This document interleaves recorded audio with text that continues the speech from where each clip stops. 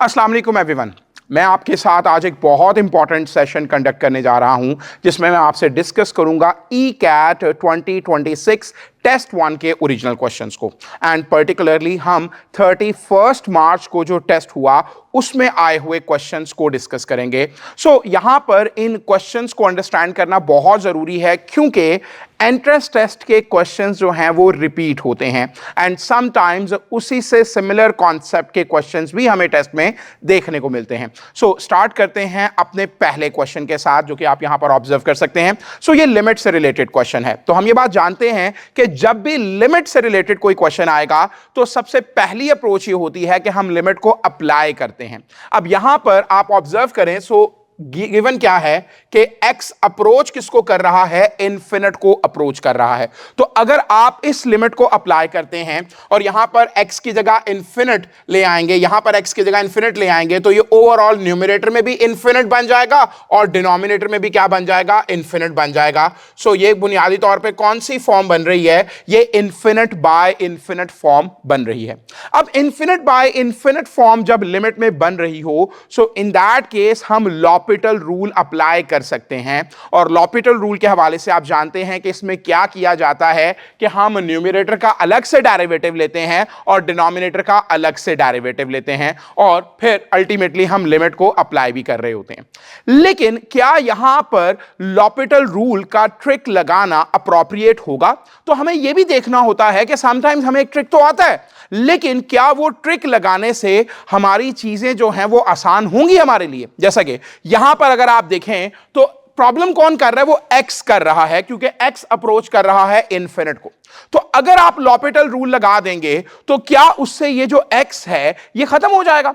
तो ये जो x स्क्वायर है ये 2x हो जाएगा डेरिवेटिव लेने के बाद। तो फिर भी वो x एक्चुअली खत्म नहीं होगा। तो लॉपिटल रूल लगाना गलत नहीं है, वो ट्रिक ऑब्वियसली बहुत यूजफुल है, लेकिन राइट नाउ इस क्वेश्चन को हम उससे भी आसान तरीके से कर सकते हैं। हम लॉपिटल की बजाय एक और अप्रोच के साथ जाएं तो ये क्वेश्चन और भी जल्दी हो सकता है। और वो टेक्निक क्या है, वो ट्रिक क्या है, अब मैं वो आपको बताने जा रहा हूं। सो वो ट्रिक ये है कि आप यहां पे नोटिस करें, जो ट्रिक मैं आपको बताने लगा हूं ये आप उस वक्त अप्लाई कर सकते हैं जब इस तरह से x अप्रोच कर रहा हो इन्फिनिट को या माइनस इन्फिनिट को, तो तब आप ये ट्रिक अप्लाई कर सकते हैं। अब आपको करना क्या है, आपको सिंपली ये देखना है कि ओवरऑल इस फ्रैक्शन के अंदर x की हाईएस्ट पावर क्या है। तो आप देख सकते हैं कि x की जो हाईएस्ट पावर है वो यहां पे आपको 2 नजर आ रही है, वो न्यूमरेटर में भी है और डिनोमिनेटर में भी है। अब ये देख लेने के बाद आपको सिंपली करना क्या है, तो आपको करना यह है कि जो x की हाईएस्ट पावर है उनके कोफिशिएंट्स को आपने देख लेना है। अब यहां पर x की हाईएस्ट पावर 2 है, इसका कोफिशिएंट क्या है, 1 है। नीचे x की हाईएस्ट पावर वही, अब एक्चुअली हम 2 ही देख रहे हैं तो उसका कोफिशिएंट भी क्या है, 1 है। तो आपने सिंपली ये करना है कि ऊपर कोफिशिएंट 1 है, नीचे कोफिशिएंट 1 है, तो 1 डिवाइडेड बाय 1 इसका आंसर क्या हो जाएगा, 1 हो जाएगा। तो ये क्वेश्चन देखकर हो जाएगा। लाइक जिस बच्चे को ये ट्रिक पता है तो शायद वो 1 सेकंड में इस क्वेश्चन का आंसर कर सकता है कि ऊपर भी 1 है नीचे भी 1 है, तो 1/1 आंसर क्या होगा, 1 होगा, जो कि आपको कहां पे नजर आ रहा है, it is in Charlie option. तो चार्ली इसका राइट आंसर हो जाएगा। सो अगर आप इसको लॉपिटल से करने जाएंगे, वो डेरिवेटिव का ट्रिक लगाएंगे, तो उससे ये बहरहाल क्वेश्चन जो है वो लेंथियर होगा। सो दैट इज व्हाई इस क्वेश्चन में मैं इस ट्रिक के साथ जाऊंगा। हां, अब इस तरह के और भी पॉसिबिलिटीज क्या क्या हो सकती हैं मैं वो भी आपसे डिस्कस कर रहा हूं। लेट्स से मैं यहां पर एक क्वेश्चन इस तरह से फॉर्म करता हूं, like limit x approaches to infinity और न्यूमरेटर में है 3x cube plus 5x square minus 1, denominator में है x पावर 4 प्लस 3। अब यहां पर भी आप नोटिस करें तो ये उसी से ही सिमिलर कॉन्सेप्ट का क्वेश्चन है। x अप्रोच किसको कर रहा है, इन्फिनिट को अप्रोच कर रहा है। और अगर आप यहां पर स्टार्ट में लिमिट अप्लाई करेंगे तो आप देखेंगे यहां पर x की जगह इन्फिनिट, यहां पर x की जगह इन्फिनिट, सो न्यूमरेटर में क्या बनेगा, इन्फिनिट बनेगा। और डिनोमिनेटर में भी यहां पर x की जगह इन्फिनिट लेकर आएंगे तो फिर से क्या बनेगा, इन्फिनिट बनेगा। सो ये कौन सी फॉर्म होगी, ये भी इन्फिनिट बाय इन्फिनिट फॉर्म होगी। सो यहां पर भी आप वही ट्रिक अप्लाई कर सकते हैं जो मैंने अभी बताया, और मैं अब आपको वो दोबारा अप्लाई करके देने लगा हूं। वो क्या ट्रिक मैंने बताया कि आपने ओवरऑल x की हाईएस्ट पावर देखनी है। मैं फिर वर्ड बोल रहा हूं, ओवरऑल। सो यहां पर अगर आप देखें तो ओवरऑल इसमें x की हाईएस्ट पावर क्या है, वो है x की पावर 4 है। तो आपने फोकस करना है कि x की पावर 4 का कॉफिशिएंट क्या होगा? सो यहां पर आप देखें तो डिनोमिनेटर में x की पावर 4 का कॉफिशिएंट क्या है? वो तो 1 है। क्या न्यूमरेटर में आपको x की पावर 4 नजर आ रही है? नजर नहीं आ रही। तो एक्चुअली न्यूमरेटर में क्या मौजूद है? 0x पावर 4 मौजूद है। सो यहां पर यह सेंस बनती है। तो जैसे मैंने बोला कि जो ओवरऑल x की हाईएस्ट पावर होगी, आपको उनके कॉफिशिएंट्स को लेना है। सो अब आप देखें तो न्यूमरेटर में x की हाईएस्ट पावर, तो ऑब्वियसली यहां पर देखें वो 0 होगा, ऊपर कॉफिशिएंट 0 होगा और नीचे वो क्या हो जाएगा? 1 हो जाएगा, क्योंकि हमें x की ओवरऑल हाईएस्ट पावर को देखना है। तो 0/1 किसके इक्वल होगा? 0 होगा। तो इस क्वेश्चन की लिमिट का आंसर क्या आ जाएगा? वो 0 आ जाएगा। So I hope so that make sense कि आपने क्या करना है, ओवरऑल x की हाईएस्ट पावर को देखना है और उसके कॉफिशिएंट्स को आपने डिवाइड कर लेना है। यहां पर इत्तेफाक से x की हाईएस्ट पावर 2 थी और आप देखें तो ऊपर भी x की पावर 2 नजर आ रही थी और नीचे भी नजर आ रही थी, तो मैंने दोनों के कॉफिशिएंट्स को ले लिया। सो इस ट्रिक के साथ हम इन क्वेश्चंस को जल्दी अटेम्प्ट कर सकते हैं। अब इसके बाद प्रोसीड करते हैं नेक्स्ट क्वेश्चन की तरफ। अब अगर आप ऑब्जर्व करें तो ये जो नेक्स्ट क्वेश्चन है ये भी लिमिट से रिलेटेड है। सो यहां पर भी पहली अप्रोच क्या होनी चाहिए कि x अप्रोच कर रहा है 0 को, आप इसको यूज करें। तो लिमिट अप्लाई करेंगे तो x अगर 0 को अप्रोच कर रहा है, यहां पर x की जगह 0, tan 0 0 0 का स्क्वायर 0, x की जगह 0 रखेंगे, ये भी 0 और यहां पर भी 0। सो आप देख सकते हैं न्यूमरेटर में भी 0 बन रहा है, डिनोमिनेटर में भी 0 बन रहा है। So again we have 0/0 form. So अब यहां पर ये 0/0 फॉर्म है, तो मैं क्या करूंगा? मैं यहां पे लॉपिटल रूल को प्रेफर करूंगा, जो कि मैं आपको प्रीवियस क्वेश्चन में बता तो रहा था, लेकिन मैंने मना किया था उसको वहां पे अप्लाई करने से। लेकिन यहां पर अब हम उस रूल को अप्लाई कर सकते हैं। सो यहां पर वो लॉपिटल रूल क्या होता है? सो जो हमारा न्यूमरेटर है हम उसका डेरिवेटिव लेते हैं।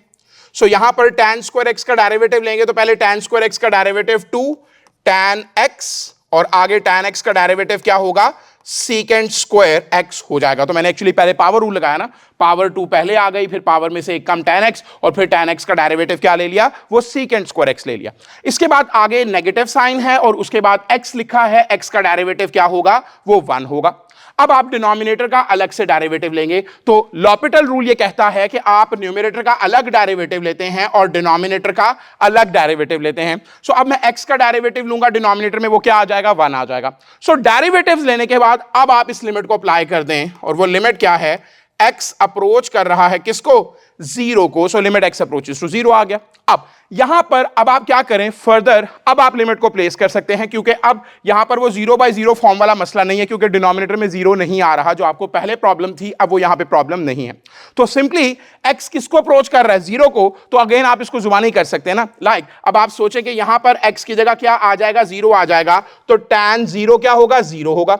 सो ये 0 होगा तो ये ओवरऑल इस सारे को क्या कर देगा? 0 कर देगा। सो यहां पे 0 - 1 वो -1 होगा और डिनोमिनेटर में क्या पड़ा हुआ है? वो तो सिंपली 1 पड़ा हुआ है। सो ओवरऑल इसका आंसर क्या आ जाएगा? -1 आ जाएगा। सो इस तरह से इस क्वेश्चन का राइट आंसर क्या हो जाएगा? डेल्टा हो जाएगा। सो यहां पर हमने लॉपिटल रूल को अप्लाई कर दिया।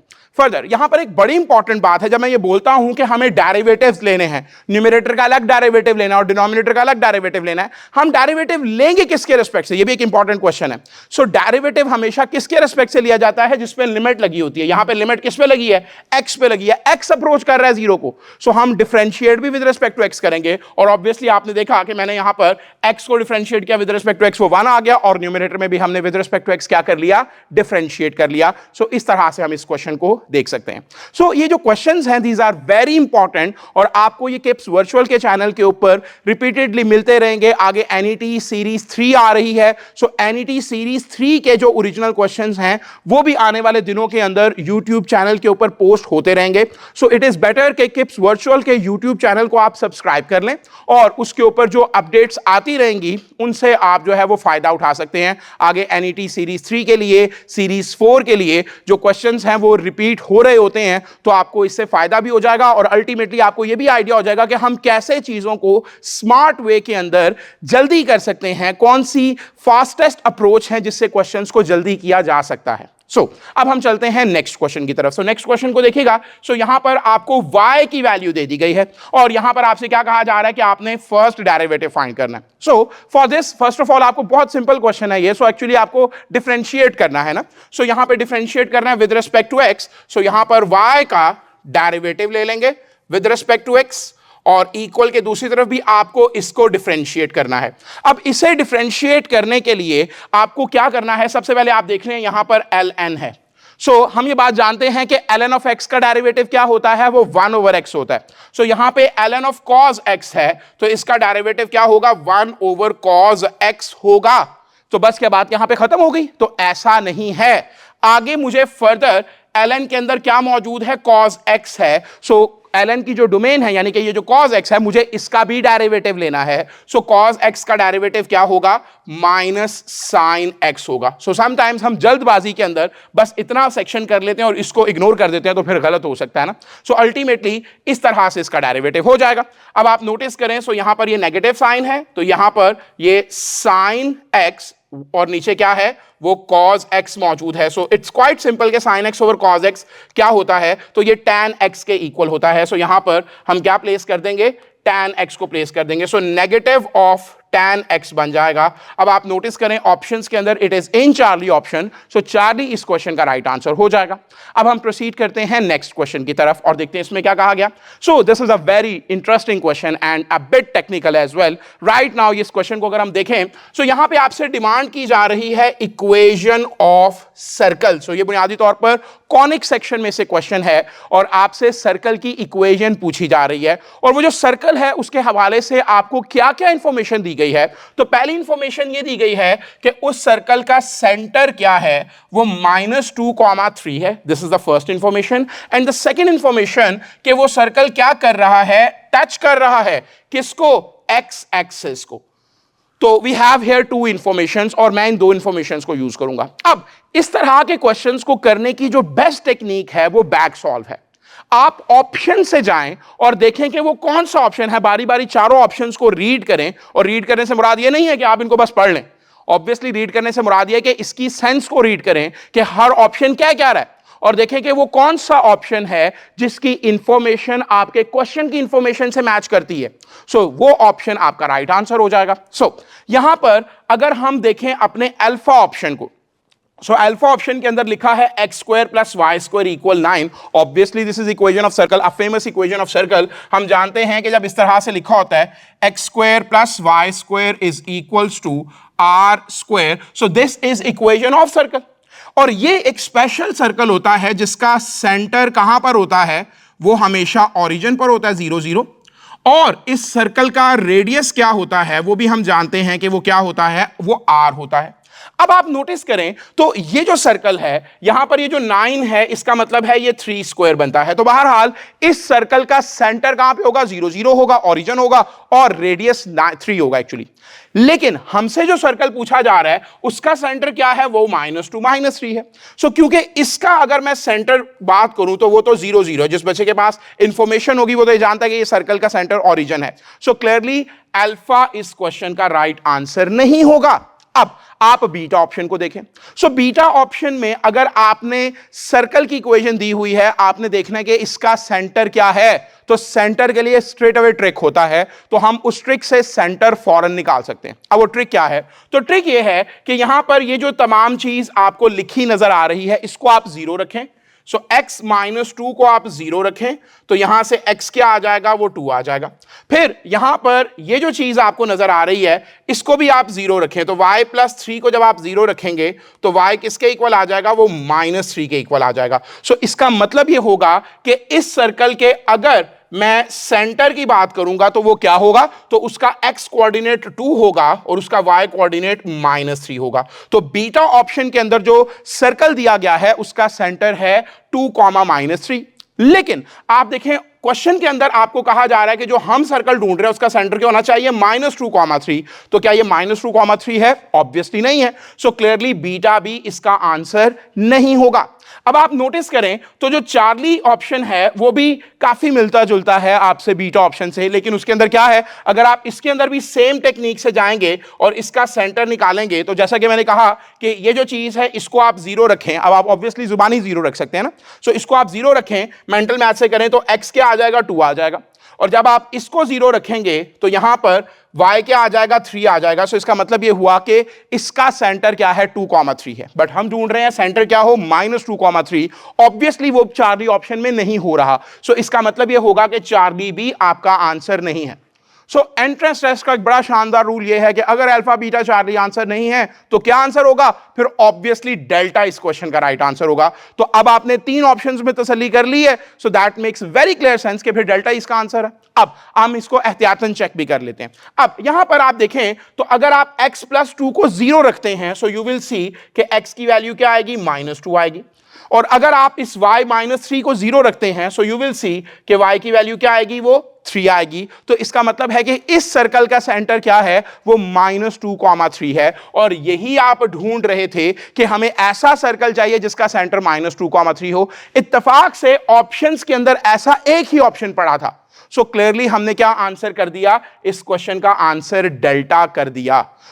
ये इस टेक्निक के साथ हम इस सवाल को कर सकते हैं। लेकिन आप यहां पर ये सोच रहे होंगे कि ये जो हमें दूसरी इंफॉर्मेशन दी थी, टचेस द एक्स एक्सिस, इसकी तो जरूरत ही नहीं पड़ी ऑब्वियसली, क्योंकि ऑप्शन एक ही था जिसका सेंटर -2,3 का, तो दूसरी इंफॉर्मेशन की जरूरत ही नहीं पड़ी। लेकिन आप एक चीज और ऑब्जर्व करें, वो ये है कि जो इस क्वेश्चन के अंदर दूसरी इंफॉर्मेशन थी कि वो जो सर्कल है वो टच कर रहा है एक्स एक्सिस को, उसको तो हमने इस्तेमाल ही नहीं किया। क्यों? क्योंकि उसकी जरूरत ही पेश नहीं आई। और यहां पर इसी इंफॉर्मेशन की बेस पे, सेंटर की इंफॉर्मेशन की बेस पे ही ये क्वेश्चन क्या हो गया, सॉल्व हो गया। लेकिन अगर यहां पर ऐसे 2 ऑप्शंस होते जिनका सेंटर जो है वो -2,3 आता, तो फिर कैसे करते? तो मैं आपसे वो वाला एंगल भी डिस्कस करने जा रहा हूं कि अगर हम इस क्वेश्चन का डिफिकल्टी लेवल कुछ बढ़ा देते हैं और ऐसे 2 सर्कल रख लेते हैं जिनका सेंटर जो है वो -2,3 हो, तो क्या होगा? यहां पर इस चीज को ऑब्जर्व कीजिएगा। ऐसा करते हैं कि जो अल्फा ऑप्शन में ये जो x² + y² = 9 है, ये लेट्स से ये यहां पर नहीं पड़ा, और इसकी बजाय यहां पर मैं ऑप्शन रख लेता हूं, क्या वो मौजूद है, x + 2 whole square plus y - 3 whole square, and let's say मैं लिख लेता हूं इट इज इक्वल्स टू 25। अब अगर आप ऑब्जर्व करें तो अल्फा ऑप्शन अगर ये होता तो इसका सेंटर भी क्या होता, इसका सेंटर भी -2,3 होता, बिल्कुल वैसे ही जैसे डेल्टा ऑप्शन का था। अगर आप देखें ना, अगर आप इसको 0 रखेंगे तो x की वैल्यू -2 आएगी, और अगर आप y - 3 को 0 रखेंगे तो y की वैल्यू 3 आएगी। तो इसका सेंटर क्या है, -2,3 है। फिर मुझे अगर अल्फा और डेल्टा में से डिसाइड करना हो कि राइट ऑप्शन कौन सा होगा, तो फिर मैं कैसे करूंगा? इस चीज को अब अंडरस्टैंड कीजिएगा कि यहां पे कहा जा रहा है कि जो दूसरी इंफॉर्मेशन है कि वो सर्कल टच कर रहा है एक्स एक्सिस को, वो इंफॉर्मेशन इस्तेमाल कैसे होती है। यहां पर मैं आपके सामने 2 सर्कल्स ड्रॉ करने लगा हूं। एक सर्कल मैं इस तरह से ड्रॉ करने लगा हूं, लाइट ये एक्स एक्सिस है, ये वाई एक्सिस है, और एक सर्कल इस तरह से है, और एक सर्कल मैं इस तरह से ड्रॉ कर रहा हूं लाइक दिस।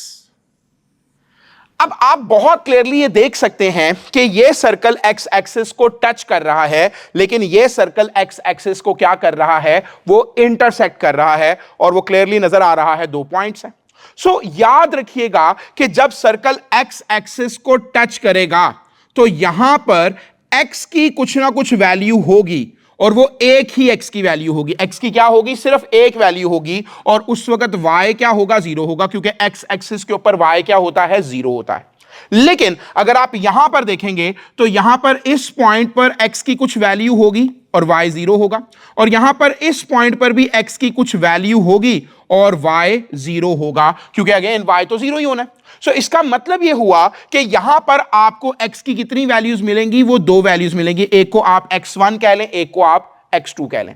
इसका मतलब यह है कि सर्कल जब टच कर रहा होगा x एक्सिस को, उस वक्त क्या होगा कि y 0 होगा, और y को 0 रखने से आपको x की सिर्फ एक वैल्यू मिलनी चाहिए।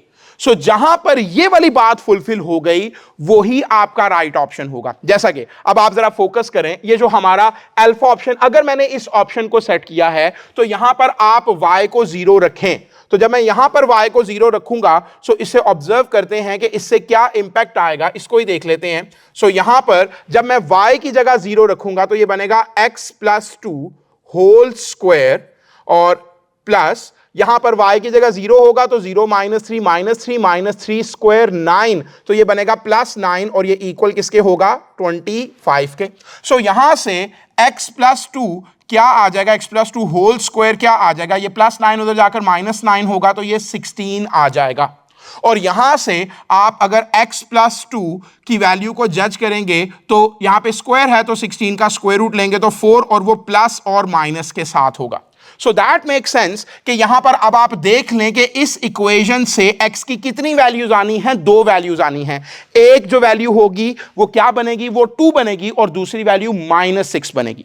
तो क्योंकि यहां पर x की 2 वैल्यूज आ रही हैं तो बुनियादी तौर पर ये इस तरह की सिचुएशन होगी। सो इसका मतलब ये है कि जो अल्फा ऑप्शन है वो x एक्सिस को टच नहीं कर रहा। सो इस बेस पे आप अल्फा ऑप्शन अगर ये होगा तो इसको डिलीट कर देंगे। लेकिन अगर आप डेल्टा ऑप्शन को देखें, इसमें आप y की जगह 0 रखें, सो यू विल सी कि x की आपको एक ही वैल्यू मिलेगी। इसको देखते हैं ये चीज कैसे होगी। सो यहां पर इस सिचुएशन में मैं फिर से क्या कर रहा हूं, मैंने जैसे कहा कि y को 0 रखेंगे। सो x प्लस 2 होल स्क्वायर है तो यहां पर मैं x प्लस 2 होल स्क्वायर लिख रहा हूं और आगे प्लस। अब आप देखिए जब मैं यहां पर y की जगह 0 रखता हूं तो 0 -3 क्या होगा, -3 स्क्वायर 9 और इक्वल के दूसरी तरफ भी क्या है 9 ही मौजूद है।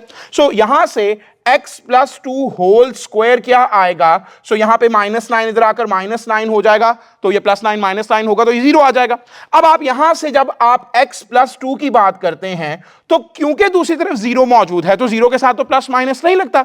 सो यहां पर ये 0 ही होगा और यहां से आप देखें तो आपको x की सिर्फ एक वैल्यू मिल रही है। सो दैट मेक सेंस कि यहां पर y 0 है और x की एक वैल्यू मिल रही है। सो इसका मतलब है कि ये जो सर्कल है जो डेल्टा के अंदर दिया गया है ये टच भी कर रहा है x एक्सिस को। सो इसीलिए डेल्टा इसका राइट आंसर हो जाएगा। सो मैंने इस क्वेश्चन को आपसे ओवरऑल होलिस्टिकली डिस्कस कर लिया जिसमें हमने दोनों कंडीशंस को देखा कि वो कैसे कैसे बिहेव करती हैं। सो बेहतरीन तरीका इन क्वेश्चंस को करने का वो बैक सॉल्व ही होता है कि आप हर ऑप्शन को रीड करते हैं। एंड आई होप सो कि बात आपको क्लियर हुई कि कैसे हम ऑप्शंस को रीड करेंगे और मैंने हर ऑप्शन को दोनों एस्पेक्ट से रीड करना आपको बताया है।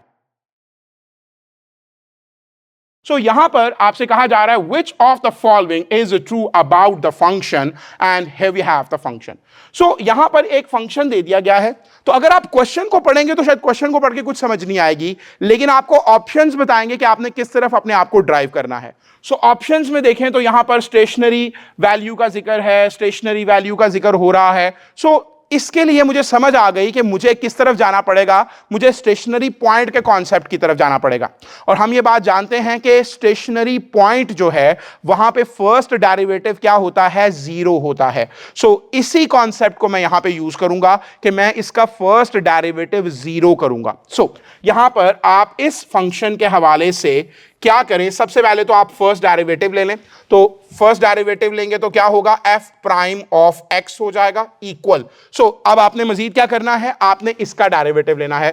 सो इस तमाम के डेरिवेटिव लेने का तरीका ये होगा कि पहले आप ये बाहर मौजूद साइन का डेरिवेटिव लेंगे। तो साइन का डेरिवेटिव हम जानते हैं क्या होता है, cos, और इसके अंदर जो इसका एंगल है cos x ये एज इट इज आएगा, इसको आप कुछ नहीं करेंगे और फिर आप बाद में मल्टीप्लाई बाय आगे इस एंगल का डेरिवेटिव लेंगे। तो cos x का डेरिवेटिव लेंगे तो वो क्या आ जाएगा, वो माइनस साइन x आएगा, जिससे इसे क्या कर दिया जाएगा, मल्टीप्लाई कर दिया जाएगा। तो यहां तक ये सिचुएशन बन गई। अब यहां पर क्योंकि हम स्टेशनरी पॉइंट की तरफ जा रहे हैं और स्टेशनरी पॉइंट के लिए हमें क्या करना होता है, फर्स्ट डेरिवेटिव को 0 रखना होता है। तो ये जो मैंने फर्स्ट डेरिवेटिव को फाइंड आउट किया है इसको मैं किसके इक्वल रख लूंगा, 0 के इक्वल रख लूंगा। अब जब मैंने इसको 0 रखा सो इसका मतलब ये हुआ कि यहां पे दो चीजें हैं, एक चीज ये है और एक चीज ये है। तो इसका मतलब यह है कि इन दोनों का प्रोडक्ट किसके इक्वल होगा, 0 के इक्वल होगा। तो जब दो चीजों का प्रोडक्ट 0 होता है तो ऑब्वियसली उनमें से कोई एक चीज 0 होती है। सो इसका मतलब यह हुआ कि या तो ये cos ऑफ cos x 0 होगा या फिर ये जो आगे माइनस साइन x लिखा है, ये जो माइनस साइन एक्स है, यहां पे नेगेटिव हो भी तो नेगेटिव उधर जाके वो खत्म ही हो जाएगा ना। तो मैं स्ट्रेट अवे यहां पे सिंपली साइन एक्स लिख रहा हूं, या तो क्या होगा, साइन एक्स 0 होगा। तो यहां से मैं ये अंडरस्टैंडिंग डेवलप कर सकता हूं। अब आप सोचें कि साइन किस एंगल पर 0 देता है, यानी कि यहां पर इस एक्स की जगह क्या हो तो आंसर 0 आता है। तो हम जानते हैं कि साइन 0 पे 0 देता है, यानी अगर आप इस x की जगह 0 रखेंगे तो भी 0 आएगा। फिर हम ये भी जानते हैं कि अगर आप x की जगह पाई रखेंगे तो साइन पाई भी क्या होता है, 0 होता है। और साइन मल्टीपल ऑफ पाइस पर 0 ही होता है, लाइक साइन 2 पाई के ऊपर 0 होता है, और इस तरह से और भी 3 पाई, 4 पाई, 5 पाई। तो ये एक इंफॉर्मेशन है जो आपके पास होनी चाहिए कि साइन जो है वो मल्टीपल्स ऑफ पाई पर 0 होता है। सो इस सिचुएशन से हमारे पास x की ये वैल्यूज आ रही हैं। सो यहां पर आप नोट करें कि क्या इतनी इंफॉर्मेशन से हम आंसर कर सकते हैं। सो जरा देखिएगा, तो आपसे अल्फा ऑप्शन कह रहा है कि जो स्टेशनरी वैल्यू होगी फंक्शन की, इस फंक्शन की, वो कहां पर होगी, जब x क्या होगा, 0 होगा। बिल्कुल ठीक है, अभी हमने ये देखा है कि जब x 0 होगा तो बिल्कुल वहां पे स्टेशनरी पॉइंट है, तो वहां पर x कोऑर्डिनेट जो है उसका क्या होगा, 0 होगा। That make sense. फिर बीटा ऑप्शन क्या कहता है, वही सारी बात लिखी है, यहां पे लिखा है x इक्वल पाई, बिल्कुल ठीक बात की जा रही है। x इक्वल पाई के ऊपर जो है वो क्या होगी, वो अगेन आपको स्टेशनरी वैल्यू मिल रही होगी। सो बीटा की इंफॉर्मेशन जो है वो भी ठीक है। सो अभी तक की इंफॉर्मेशन के बेस पर क्या मैं चार्ली आंसर कर सकता हूं, नहीं कर सकता। लेकिन मुझे एक बात बड़ी क्लियर है कि अल्फा भी इसका आंसर है और बीटा भी इसका आंसर है, और यहां पर एक ऑप्शन डेल्टा एग्जिस्ट करता है जो ये कहता है बोथ अल्फा एंड बीटा। तो ओवरऑल सिनेरियो में अल्फा और बीटा ठीक हो चुके हैं। चार्ली के बारे में मुझे अभी कंफर्मेशन नहीं है, लेकिन डेल्टा ऑप्शन ये कहता है both alpha and beta. So that make sense कि इसका राइट आंसर क्या होगा, वो बोथ अल्फा एंड बीटा होगा। लेट्स एक मिनट के लिए सोच लें कि चार्ली भी ठीक है, तो अगर चार्ली भी ठीक हो फिर तो होना चाहिए ऑल ऑफ दीस, वो तो है ही नहीं ऑप्शंस के अंदर। सो इसका मतलब यही हुआ कि यहां पर चार्ली ठीक नहीं होगा, अल्फा और बीटा ठीक होंगे, तो हम इसका आंसर क्या करेंगे, डेल्टा कर रहे होंगे। लेकिन मैं आप लोगों को एक और एनालिसिस यहां पे करके देना चाहता हूं, उसको भी आप लोग नोट कर लें, ऑब्वियसली अंडरस्टैंडिंग जरूरी है चीजों की। सो वो दूसरा एनालिसिस क्या है, सो वो सेकंड एनालिसिस यहां पर ये है कि मैंने इस इक्वेशन से देखा कि साइन किस एंगल पर 0 देता है, तो वो मैंने इन तमाम चीजों पे बात कर ली। अब देखें तो यहां पे देखें कि ये सिचुएशन में ये चीज कब 0 होगी। अब हम ये बात जानते हैं कि कॉस जो है वो 0 कब होता है, जब कॉस का ये जो एंगल है ये क्या हो, ये π/2 हो, ये 90 डिग्री हो, π/2 या फिर 90 डिग्री। सो इसका मतलब ये है कि cos x बराबर होना चाहिए किसके, π/2 के। तो क्या ये प्रैक्टिकली पॉसिबल है कि cos x जो है वो बराबर आ जाए π/2 के? तो ये प्रैक्टिकली पॉसिबल ही नहीं है। क्यों? क्योंकि हम ये बात जानते हैं कि ये जो cos फंक्शन होता है, कोसाइन फंक्शन, इसकी वैल्यू 1 से छोटी होती है या 1 के बराबर होती है, या कोसाइन फंक्शन की वैल्यू -1 से बड़ी होती है या -1 के बराबर हो सकती है। यानी कि -1 से लेके +1 तक हमें कॉस की वैल्यूज का पता होता है कि ये कॉस की वैल्यूज हो सकती हैं। सो क्या कॉस की वैल्यू ये हो सकती है π/2? तो ये वैल्यू जो है वो -1 से +1 तक नहीं आती। ये जो वैल्यू है π/2 ये 1 से बड़ी हो जाएगी। अगर आप कैलकुलेटर के ऊपर करके देख लें, लाइक कैलकुलेटर के ऊपर आप पाई को डिवाइड करें 2 से, सो यू विल सी कि जो आपका आंसर आएगा वो 1 पॉइंट समथिंग आएगा, वो 1 से बड़ा आएगा। सो इसका मतलब ये हुआ कि ये जो सिनेरियो है ये हो ही नहीं सकता। तो सिर्फ डिस्कस भी इसी सिनेरियो को करना है, इसीलिए मैंने इनिशियली सिर्फ इसी सिनेरियो को डिस्कस किया था। So I hope so that make sense. So इस तरह से हम इस क्वेश्चन का आंसर डेल्टा कर चुके हैं। इसके बाद चलते हैं नेक्स्ट क्वेश्चन की तरफ। सो यहां पर अगर आप ऑब्जर्व करें, सो आपसे कहा जा रहा है कि imaginary part of the complex number, और आपको ये ओवरऑल एक कॉम्प्लेक्स नंबर दिया गया है और इसका आपको इमेजिनरी पार्ट फाइंड करना है। अब अगर आप इस क्वेश्चन को ऑब्जर्व करें तो ये बहुत ही सिंपल क्वेश्चन है। शायद दिखने में कुछ अजीब लग रहा है, लेकिन आफ्टर 1 स्टेप इसमें कुछ भी नहीं रह जाएगा। और वो एक स्टेप क्या है, वो ये है कि हम ये बात जानते हैं कि ये जो अयोटा स्क्वायर है ये किसके इक्वल होता है, -1 के इक्वल होता है। 9 और यहां पे +4 और इस तमाम की पावर क्या है, 6 है। So let me tell you कि इसके बाद ये सवाल वैसे ही खत्म हो गया। क्यों? क्योंकि आपसे पूछा जा रहा था इमेजिनरी पार्ट, और इमेजिनरी पार्ट वो होता है जो अयोटा के साथ पड़ा होता है। अब बुनियादी तौर पे इसके अंदर अयोटा ही नहीं है, तो अयोटा के साथ क्या होगा, कुछ भी नहीं होगा। सो इसका मतलब ये है कि यहां पर अगर आप ये सोचें कि अयोटा के साथ कुछ है तो वो क्या है, वो सिर्फ 0 पड़ा हुआ है। तो इमेजिनरी पार्ट क्या होगा, 0 होगा। ऑप्शंस में देखेंगे तो it is in alpha option, so alpha इसका राइट आंसर होगा। हां, अगर आपसे पूछा जाता कि इसका रियल पार्ट बताएं तो उसके लिए फिर आपको इसको सॉल्व करना पड़ता, क्योंकि ये सारा सेक्शन रियल है तो यही इसका रियल पार्ट होगा। क्योंकि ये 4 - 9 होगा तो ये -5 और -5 की power 6 plus 0 iota, this is actually the complex number जिसकी बात हो रही है। तो ये इसका क्या होगा, रियल पार्ट होगा, और 0 इसका क्या होगा, इमेजिनरी पार्ट होगा। अब चलते हैं नेक्स्ट क्वेश्चन की तरफ। सो नेक्स्ट क्वेश्चन को देखें। सो यहां पर आपको y की ये वैल्यू दे दी गई है और आपसे कहा जा रहा है कि आपने इसका डेरिवेटिव फाइंड करना है। यहां पर इसे कैसे किया जाएगा, तो डिफरेंशिएट करना है विद रिस्पेक्ट टू x।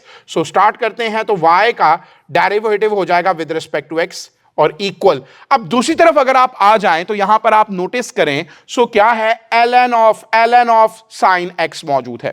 तो सबसे पहले जब आप डिफरेंशिएट कर रहे होंगे तो आप इस ln का डेरिवेटिव लेंगे। हम जानते हैं कि ln ऑफ x का डेरिवेटिव होता है 1/x। इसी तरह से ln ऑफ इस तमाम का जब आप डेरिवेटिव लेंगे तो 1/, ये तमाम आ जाएगा। ln ऑफ क्या है, साइन x है। लेकिन आगे क्या होगा, आगे आप डेरिवेटिव फिर इसका लेंगे ना। आगे आपको डेरिवेटिव लेना होगा ln ऑफ साइन x का, जो कि अंदर मौजूद है। तो ये तो हो गया, यानी कि जो मैंने पहला ln है उसको टैकल कर लिया, उसका डेरिवेटिव हो गया। अब डेरिवेटिव लिया जाएगा जो आगे ln आ रहा है उसका। यहां पर ये जो 1/ln ऑफ साइन x है, इसको तो हम एज इट इज यहां पे लिख देंगे। और जब आप इसमें डेरिवेटिव लेंगे तो फिर वही सिचुएशन है। अब आप इस ln का डेरिवेटिव ले रहे होंगे तो ln x का डेरिवेटिव 1/x होता है, तो फिर ln ऑफ साइन x का डेरिवेटिव क्या होगा, 1/sin x हो जाएगा। और फिर क्या होगा, आगे आपको मजीद डेरिवेटिव किसका लेना होगा। इस ln के बाद क्या बच गया है, ये sin x बच गया है, इसका डेरिवेटिव लेंगे ना, तो यहां पर ये sin x का डेरिवेटिव लिया जाएगा। अब sin x का जब आप डेरिवेटिव लोगे तो ये क्या बन जाएगा, ये बनेगा cos x। तो ओवरऑल ये cos x होगा, तो यहां पर cos x इस 1 से मल्टीप्लाई होकर बनेगा cos x over sin x, और इसके साथ होगा 1/ln ऑफ sin x। ये कुछ इस तरह की सिचुएशन हो जाएगी। नाउ वी नो दैट कि ये जो cos x over sin x है, इस तमाम की जगह क्या आ जाएगा, सिंपली cot x आ जाएगा। और वो cot x 1 से मल्टीप्लाई होकर ऊपर क्या होगा, cot x होगा, और डिनोमिनेटर में ln ऑफ sin x आ जाएगा। ये इसका क्या होगा, आंसर होगा। ये हमने क्या फाइंड कर लिया, ये एक्चुअली dy/dx आपने फाइंड कर लिया। अगर आप ऑप्शंस में देखेंगे तो आपको ये डेल्टा ऑप्शन में नजर आ रहा है, डेल्टा इसका आंसर है। तो ये सिंपली आपको डेरिवेटिव लेना था, लेकिन ऑब्वियसली आप यहां पे स्टेप बाय स्टेप परफॉर्म करेंगे। सबसे पहले इस ln का डेरिवेटिव होगा, फिर अंदर इसका डेरिवेटिव होगा, और फिर ये sin x का अल्टीमेटली डेरिवेटिव लिया जाएगा। तो ये इसका पैटर्न बनता है जो मैंने अभी आपसे शेयर किया। नेक्स्ट क्वेश्चन को ऑब्जर्व करेंगे। हियर वी हैव, तो यहां पर आपको z बताया गया है 3 + 2 अयोटा है। हमें z क्यूब को फाइंड आउट करना है। यहां पर अगर मैं z क्यूब की बात करता हूं तो z का मतलब क्या है, वो है 3 + 2 अयोटा ना। तो z की जगह 3 + 2 अयोटा और इसका क्यूब ले लेंगे। अब यहां पे क्योंकि ये कोई स्पेशल चीज तो है नहीं, तो आपको सिंपली क्यूब ही ओपन करना पड़ेगा। तो a + b होल क्यूब का फॉर्मूला आप अप्लाई करेंगे, जो कि होता है a³ + 3a² b + 3ab² + b³। तो मैं यहां पे स्ट्रेट अवे वो फॉर्मूला लगा रहा हूं।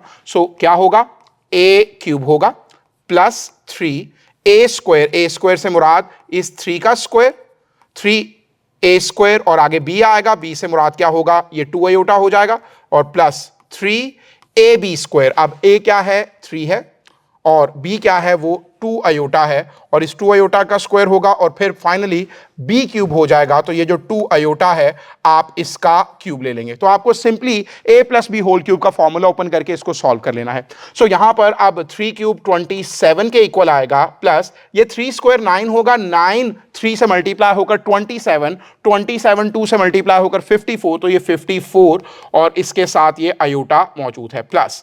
आगे ऑब्जर्व करें, यहां पे 3 3 9 होगा, और यहां पर 2 का स्क्वायर करेंगे तो 4 होगा, और साथ अयोटा स्क्वायर आ जाएगा, और अयोटा का स्क्वायर करेंगे तो हम जानते हैं वो -1 होता है। तो मैं यहां पे इसको इस तरह से लिख लेता हूं।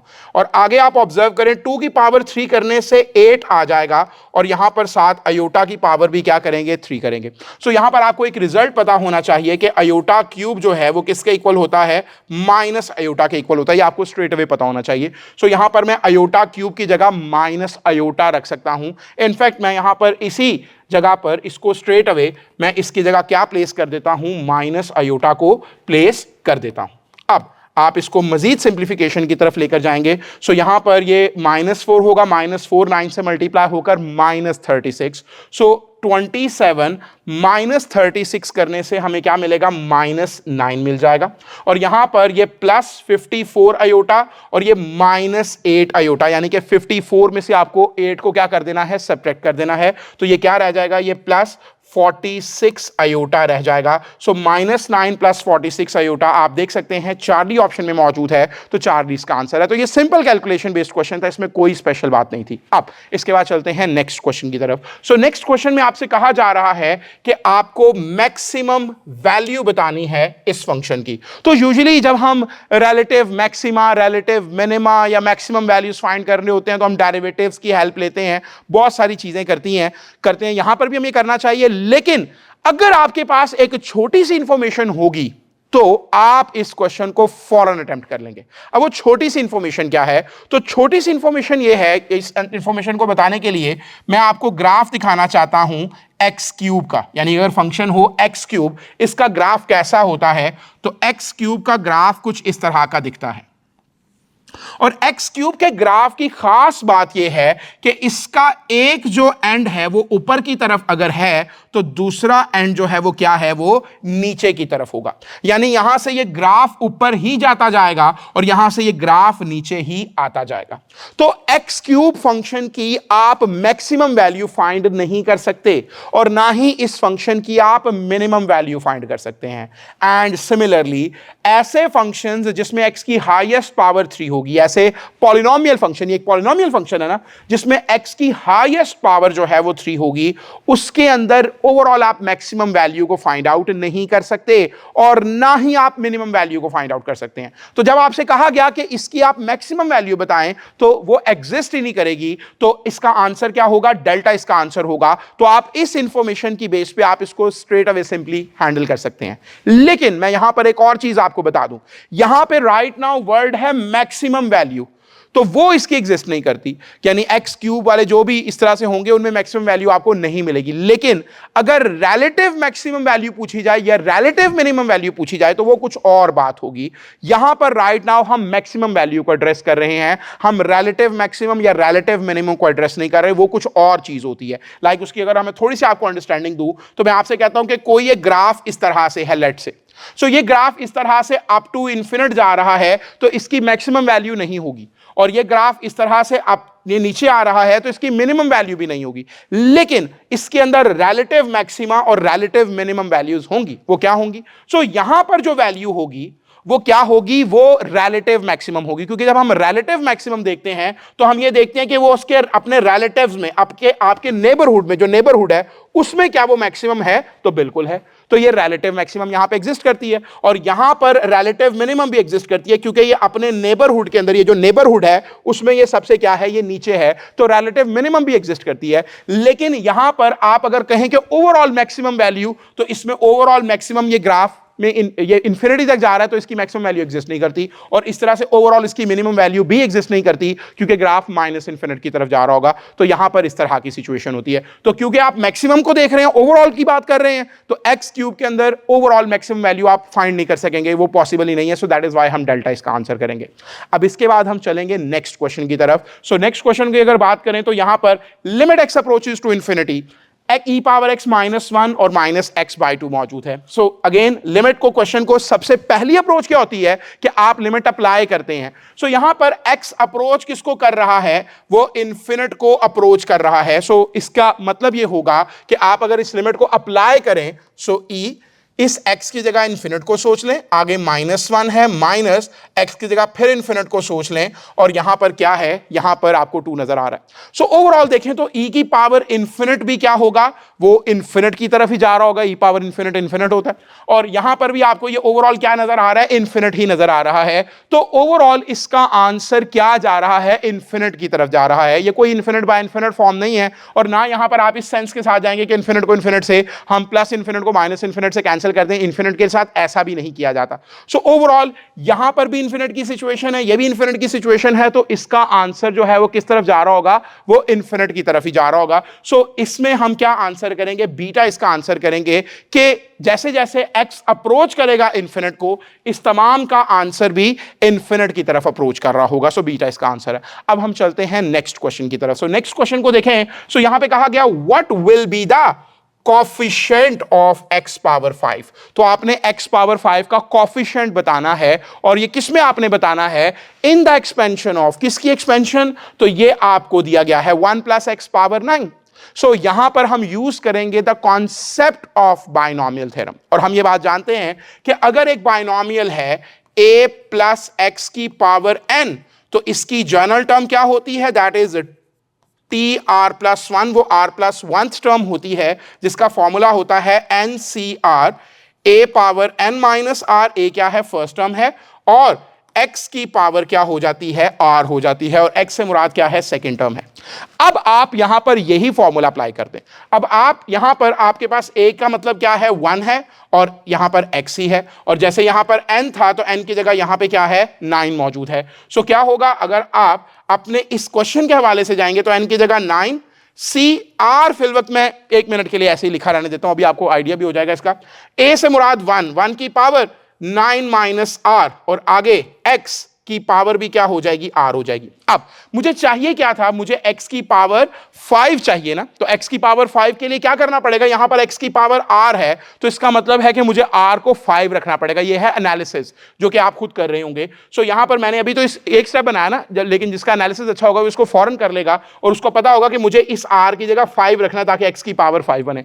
जब यहां पर r की जगह 5 रखूंगा, यहां पर भी r की जगह 5 रखूंगा, और यहां पर भी r की जगह 5 रखूंगा। सो जहां जहां r है वहां वहां 5 रखते हैं, यहां पर 5, यहां पर 5, और यहां पर भी 5। सो यहां पर ये तो x की पावर 5 हो गया, 1 की जो भी पावर लेंगे 1 ही आएगा, तो ओवरऑल यहां पे साथ क्या मौजूद है? 9c5 है। अब आपसे पूछा गया था coefficient of x5, x power 5, तो वो ये बन रहा है। तो इसका मतलब है कि अब इसका मतलब ये है कि आपको 9c5 को सिर्फ क्या करना है? सॉल्व करना है। अब इसको सॉल्व करने का भी ट्रिक होता है, और वो ट्रिक क्या है? अब आप उस ट्रिक को अगर हम रिकॉल कर लें तो ऊपर 9 है, और क्योंकि नीचे 5 है तो 9 को 5 प्लेसेस हम क्या करेंगे? डिसेंड करेंगे। यानी कि 9 से नीचे होता है 8, उससे नीचे 7, उससे नीचे 6, और उससे नीचे 5 भी होता है। तो 9 को हम 5 प्लेसेस इस तरह से डिसेंड कर लेंगे। अच्छा, अब ये हमने कर लिया, इसके बाद मजीद क्या करना है? सो मजीद आपको ये करना है, क्योंकि नीचे यहां पे 5 लिखा है तो नीचे क्या आना चाहिए? 5 फैक्टोरियल b आना चाहिए। ये इसका ट्रिक है कि 9 है ऊपर, तो ऊपर 9 को 5 प्लेसेस आप डिसेंड करेंगे, और क्योंकि नीचे यहां पे 5 लिखा है तो साथ आप 5 फैक्टोरियल से डिवाइड भी कर देंगे। अब यहां पर हम ये बात जानते हैं कि जो 5 फैक्टोरियल होता है वो किसके इक्वल होता है? तो 5 फैक्टोरियल इक्वल होता है 5 into 4 into 3 into 2 into 1। Obviously यही होता है, तो मैं इसको भी यहां पे स्ट्रेट वे लिख लेता हूं। अब यहां पे क्या होगा? 5 इस 5 से कैंसल आउट हो जाएगा, यहां पर 4 2 जा 8, तो ये 8 से कैंसिल हो जाएगा, 3 1 जा 3, 3 3 जा 9 आ जाएगा। सो अब आप इसको सॉल्व कर लें तो यहां पर 7 6 से मल्टीप्लाई होकर 42 होगा, और 42 को जब आप 3 से मल्टीप्लाई करेंगे सो दैट विल बी 126। तो इस क्वेश्चन का राइट आंसर 126 आएगा, जो कि आप देख सकते हैं कहां पर मौजूद है? It is in delta option. So delta इस क्वेश्चन का राइट आंसर हो जाएगा। सो इस तरह से आप इसे प्रोसीड करेंगे। इसके बाद नेक्स्ट क्वेश्चन को ऑब्जर्व करें। So here we have, so in that question हमें इंटीग्रेट करना है साइन क्यूब एक्स को। सो मैं अक्सर और बेशतर ये बात करता हूं कि इंटीग्रेशन के क्वेश्चन के अंदर सबसे जो मुश्किल मरहला होता है वो ये होता है कि आपको वो जो जिसको इंटीग्रेट करना है उसकी एक अप्रोप्रिएट फॉर्म बनानी होती है, और जब आप वो फॉर्म बना लेते हैं तो फिर इंटीग्रेशन करना बहुत आसान होता है। तो बुनियादी तौर पर उसकी अंडरस्टैंडिंग जरूरी है। जैसा कि यहां पर right now we have sine cube x जिसे मुझे इंटीग्रेट करना है, तो मैं इस साइन क्यूब एक्स को लिख सकता हूं sine x into sine square x, और इंटीग्रल है 0 से लेके π/2। अब यहां पर यह सवाल पैदा हो सकता है कि मैंने ऐसा ही क्यों लिखा है, तो ऑब्वियसली इसका जवाब आपको 1 से 2 स्टेप्स के बाद इसका आइडिया हो जाएगा, क्योंकि मैं एक्चुअली वो फॉर्म डेवलप कर रहा हूं जिससे मुझे इसको इंटीग्रेट करना है। सो यहां पर अब ये 0 से लेकर π/2, और ये हमारे पास साइन x मौजूद है, और ये जो साइन स्क्वायर x है इसकी जगह मैं लिख सकता हूं 1 माइनस कॉस स्क्वायर x। अब यहां पर ये साइन x इस 1 से मल्टीप्लाई होकर साइन x हो जाएगा, और ये आगे नेगेटिव साइन है, और ये फिर साइन x इस कॉस स्क्वायर x से मल्टीप्लाई होकर ये sine x into cos square x हो जाएगा। और अब आपको करना क्या है कि ये जो इंटेग्रल है 0 से लेकर पाई बाय 2 और यहां पर भी 0 से लेके पाई बाय 2 आप इस इंटेग्रल को अप्लाई कर देंगे, क्योंकि अब दरमियान में सब्ट्रैक्शन आ रही है ना, तो ये इंटेग्रल जो है वो दोनों पे अलग अलग हो जाएगा। सो इसको भी इंटीग्रेट करेंगे विद रिस्पेक्ट टू एक्स और इसको भी इंटीग्रेट करेंगे विद रिस्पेक्ट टू एक्स। तो ये फॉर्म बना लेने के बाद ये क्वेश्चन बहुत आसान हो चुका है। क्यों? उसकी वजह यह है कि यहां पर है सिंपल साइन एक्स और हम जानते हैं कि साइन एक्स की इंटीग्रेशन क्या होती है, माइनस कॉस एक्स। सो यहां पर तो क्या आ जाएगा, माइनस कॉस एक्स आ जाएगा। और इस माइनस कॉस एक्स पर लिमिट्स हैं 0 से लेकर पाई बाय 2 तक, क्योंकि ये हमें लिमिट्स को भी पुट करना है ना, तो ये हम ऑब्वियसली करेंगे, लेकिन पहले इंटीग्रेशन करनी थी, वो हमने कर ली। आगे देखिए नेगेटिव के बाद ये जो आपको सारी चीज नजर आ रही है, इसको इंटीग्रेट कैसे करेंगे, अब ये भी बहुत आसान हो चुकी है। तो हम ये बात जानते हैं कि अगर किसी फंक्शन का साथ डेरिवेटिव पड़ा हुआ है तो फिर उस फंक्शन की पावर के अंदर एक ऐड करते हैं और नई बनने वाली पावर से डिवाइड करते हैं। अब अगर आप यहां पर देखें तो ये जो साइन आपको नजर आ रहा है ये एक्चुअली कॉज स्क्वायर एक्स है, तो इसके ऊपर ये जो स्क्वायर है इसको मैं यहां से हटाकर इस तरह से लिख दूं कॉज एक्स होल स्क्वायर, तो इससे ऑब्वियसली कोई फर्क नहीं पड़ता। अब आप देखें तो ये जो कॉज एक्स फंक्शन है इसका डेरिवेटिव क्या होता है, तो कॉज एक्स का डेरिवेटिव होता है माइनस साइन एक्स।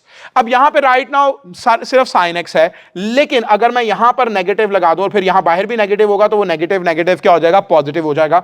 सो यहां पर ये प्लस हो गया और अब क्योंकि इसका डेरिवेटिव क्या पड़ा हुआ है, 7 पड़ा हुआ है, तो यहां पे कॉज एक्स की जो पावर है उसमें एक ऐड कर देंगे तो पावर 2 से 3 हो जाएगी और फिर 3 से डिवाइड कर देंगे और इस पर भी लिमिट्स आ जाएंगी 0 से लेकर पाई बाय 2 तक। तो ये इस तरह से हो जाएगा।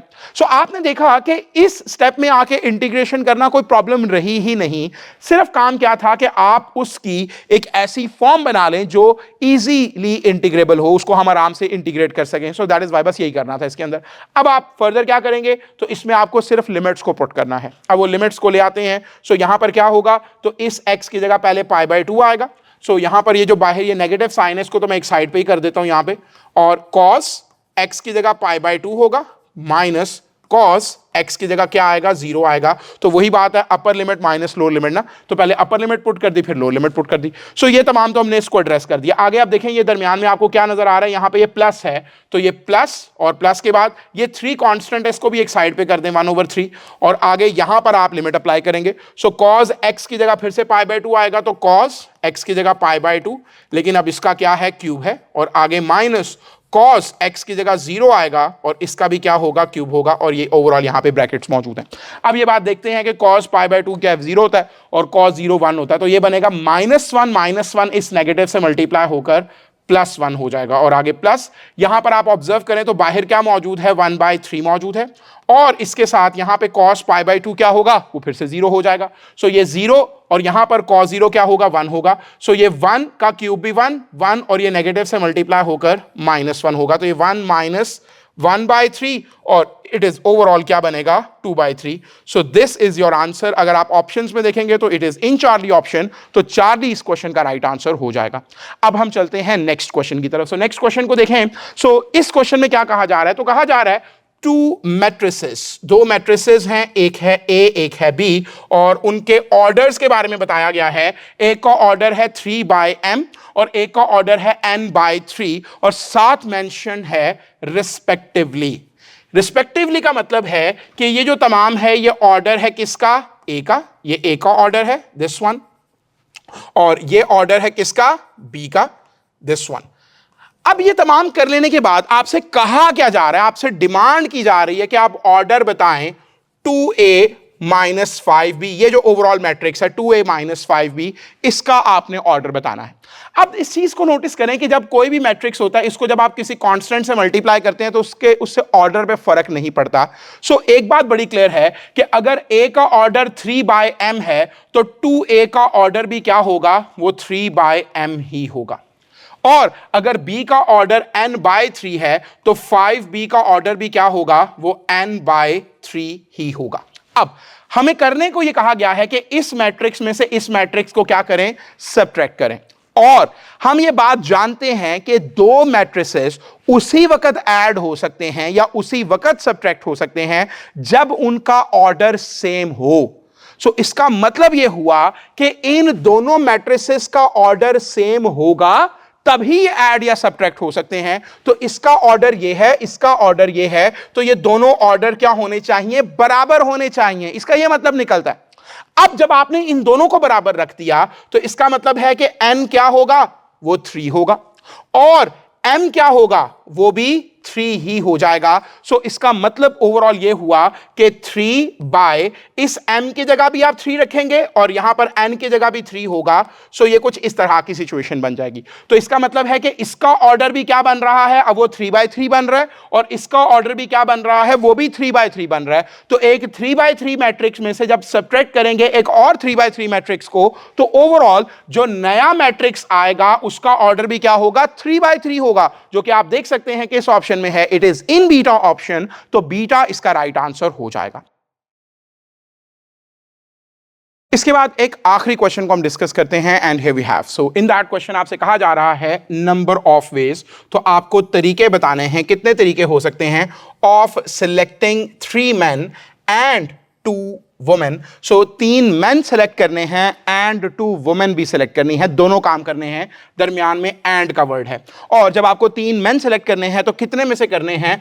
आउट ऑफ 5 men, 5 men में से, एंड 4 वुमेन में से आपको यह काम करना है। सो यहां पर क्योंकि आप सिलेक्शन की तरफ जा रहे हैं, तो सिलेक्शन का मतलब होता है कि हमें कॉम्बिनेशन के कॉन्सेप्ट को यूज करना है। सो आप क्या कर रहे हैं? आप सेलेक्ट कर रहे हैं 3 men। सो इसका मतलब है कि हम कॉम्बिनेशन बनाएंगे 3 men का आउट ऑफ 5 men, क्योंकि टोटल कितने हैं? 5 men हैं। तो हम 5 men में से सेलेक्ट करेंगे 3 men को, या 5 में से कॉम्बिनेशन बनाएंगे किसका? 3 का। और साथ ही साथ यहां पर वर्ड है एंड का, और जब एंड आएगा तो हम यहां पे मल्टीप्लाई प्लेस करेंगे कि हमें एक और काम भी करना है, और वो और काम क्या है? सो हमें यहां पे वुमेन को भी सेलेक्ट करना है, तो हम सिलेक्शन करेंगे, कॉम्बिनेशन बनाएंगे वुमेन का। तो कितनी वुमेन? 2 वुमेन। सो यहां पे 2 आएगा, और आउट ऑफ टोटल कितनी वुमेन है? यहां पे क्वेश्चन में वो 4 वुमेन है, तो आउट ऑफ 4 हम 2 का क्या बनाएंगे? कॉम्बिनेशन बनाएंगे। सो इस क्वेश्चन को का मतलब ये होगा कि हमें ये कैलकुलेट करना है। अब इसके लिए आप स्ट्रेट अवे यहां पे ट्रिक यूज करें, जो मैम ने अभी आपको कुछ देर पहले बताया था। सो क्या करना है यहां पे? क्योंकि 5 कॉम्बिनेशन 3 है, तो ऊपर 5 है, तो 5 को 3 प्लेसेस डिसेंड करेंगे, क्योंकि नीचे 3 है। तो 5 के नीचे होता है 4, और 4 के बाद यहां पे 3 होगा, तो 5 को मैंने 3 प्लेसेस डिसेंड कर लिया। अब डिनोमिनेटर में क्या आएगा? यहां पे 3 है, तो डिनोमिनेटर में 3 फैक्टोरियल आ जाएगा, और 3 फैक्टोरियल हम जानते हैं कि क्या होता है? वो 6 होता है। तो यहां पर वो जो 3 फैक्टोरियल है उसकी जगह में मैं क्या लिख देता हूं? मैं स्ट्रेट अवे 3 इंटू 2 इंटू 1 लिख देता हूं, मल्टीप्लाई बाय। आगे देखें, अब आगे यहां पे क्या है? 4 है, और नीचे यहां पे 2 है, तो 4 को 2 प्लेसेस डिसेंड करना है, तो 4 और 4 के नीचे 3, तो ये देखें मैंने 2 प्लेसेस इसको डिसेंड कर दिया। और डिनोमिनेटर में 2 है, तो 2 का फैक्टोरियल मींस के 2 इंटू 1 ये आ जाएगा। तो स्ट्रेट अवे आप इस तरह से लिख सकते हैं। अब आप इसको सॉल्व कर लें। सो यहां पर बहुत क्लियरली क्या हो रहा है कि ये 2 और 2 मल्टीप्लाई हो गए 4 होंगे, आप उसको इस 4 से कैंसिल कर दें, और इस 3 को इस 3 से कैंसिल कर दें। सो यहां पर ये 5 4 जा 20, 23 जा 60। तो इसका मतलब है कि इस काम को करने के कितने तरीके होंगे? 60 वेज होंगे, और आप देख सकते हैं it is in Charlie option. So Charlie इसका राइट आंसर हो जाएगा। सो इसी के साथ हम इस वीडियो को यहां पे कंक्लूड कर रहे हैं, लेकिन इसके बाद इस सीरीज में आपको मुख्तलिफ वीडियोज और भी देखने को मिलेंगे, और जैसे कि मैंने पहले भी कहा कि आपको इन फ्यूचर एनईटी सीरीज 3 के हवाले से हम क्वेश्चंस को देख रहे होंगे, ओरिजिनल क्वेश्चंस को हैंडल कर रहे होंगे, जो कि हमें रिपीटेडली नर्स्ट के एंट्रेंस टेस्ट के अंदर देखने को मिलते हैं। सो इसके लिए आप किप्स वर्चुअल के चैनल को सब्सक्राइब कर लें। इसी के साथ हम इसे कंक्लूड कर रहे हैं। अल्लाह हाफिज।